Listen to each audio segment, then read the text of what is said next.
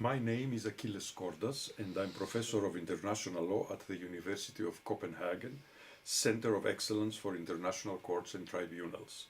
My Marie Curie project, under the acronym CaPE, Court and Peace, explores the topic of the International Court of Justice and the preservation of peace in the 21st century, global governance in action.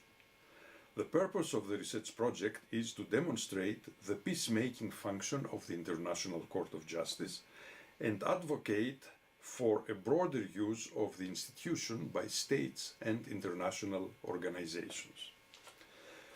What distinguishes the ICJ from the other international courts is that its decisions constitute a blend of law and diplomacy.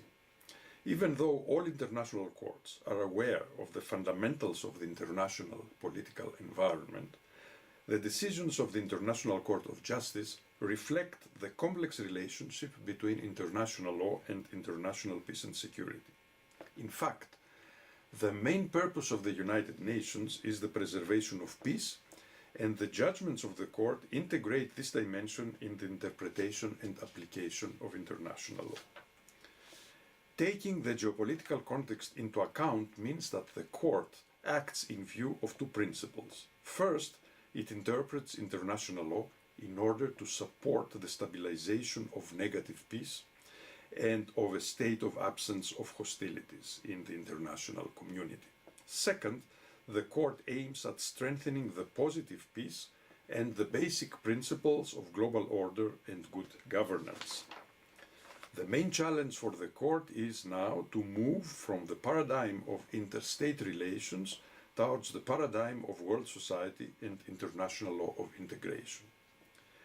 The recent ruling in the whaling in the Antarctica case of 2014, Australia versus Japan, despite its shortcomings, has demonstrated the court's potential and capacity in the area of management of marine resources.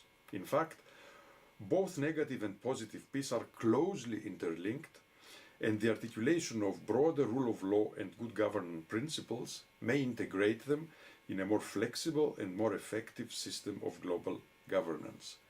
In the 21st century, the court's role is slowly changing as states are implicated in controversies of a new kind.